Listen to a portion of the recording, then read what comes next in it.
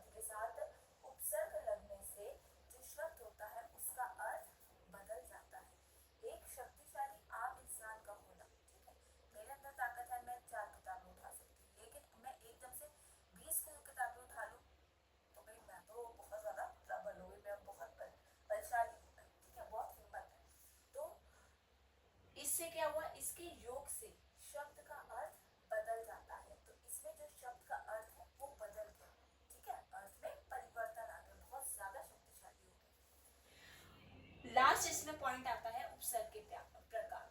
तो हमने सबसे पहले कर लिया कि उपसर्ग होता क्या है। ये अव्यय शब्द होता है जो मूल शब्द के आगे लगता है और उसके अर्थ में बदल देता है और उसमें एक विशेषता लाता है, ठीक है। दूसरी बात हमने इसकी विशेषता पढ़ी। विशेषता में ये था कि जो एक मूल उपसर्ग होता है ये शब्द के आगे लगकर उसकी विशेषता बढ़ाता है। दूसरा ये अव्यय होता है। तीसरा इसके आगे लगने से जो मूल शब्द होता है उसके अर्थ में परिवर्तन आ जाता है, ठीक है। अब आता है हमारा उपसर्ग के प्रकार। उपसर्ग के तीन प्रकार होते हैं। पहला होता है संस्कृत उपसर्ग, हिंदी उपसर्ग और उर्दू उपसर्ग। आपको जितने भी उपसर्ग आप पढ़ेंगे वो इन तीनों में ही बटे होते हैं। आपकी पूरी किताब में, आपकी पूरी ग्रामर में जो उपसर्ग है, जो संस्कृत उपसर्ग है वो 22 है, हिंदी उपसर्ग आपके 10 है और उर्दू उपसर्ग आपके 12 है। ये चीज आपने ध्यान रखनी है। अब मैं आपको थोड़े से एग्जांपल दे देती हूँ कि आपके संस्कृत, हिंदी, उर्दू के उपसर्ग होते कौन से, ठीक है। सबसे पहले जो आपका संस्कृत उपसर्ग है उसमें आपका आता है नी, नी, परी, प्र, ये आपका संस्कृत उपसर्ग है, ठीक है। अति, अधिक, अनु, आ, ये आपके सारे आदि बहुत सारे 22 होंगे। तो ये आपके हो गए संस्कृत के उपसर्ग। इस तरह के आपके संस्कृत के होंगे। हिंदी के आपके होते हैं अ, उन, ओ, कु, टी, ये आपके हिंदी के उपसर्ग होते हैं, ठीक है। और ये आपका आ गया उर्दू। उर्दू के होते हैं आपके अलमारी, ठीक है, बद, बदहोश या बदमाश, ठीक है। तो ये बदमाश ये कोई आपका हिंदी वर्ड नहीं है। इसके खुश मिजाज, ठीक है। तो दर, ऐसे जो वर्ड्स होते हैं ये आपके सारे कौन से होते हैं, आपके उर्दू वर्ड होते हैं। उर्दू उपसर्ग होता है। एक चीज ध्यान रखने वाली और बात है, जो आपके उर्दू के उपसर्ग होते हैं, वो जितने भी उपसर्ग होते हैं वो सारे अरबी और फारसी से लिए गए हैं। तो उर्दू का जो आपके उपसर्ग है वो सारे आपके अरबी और फारसी के जो उपसर्ग है उनमें से लिए गए हैं। तो ऑल ओवर उपसर्ग जो है सबसे आसान टॉपिक है अगर आप इसको ध्यान से करें तो। इसका मतलब ये नहीं कि आप किसी के साथ कोई भी अर्थ लगाकर, कोई भी मूल शब्द के साथ कुछ भी अपसर्ग मिला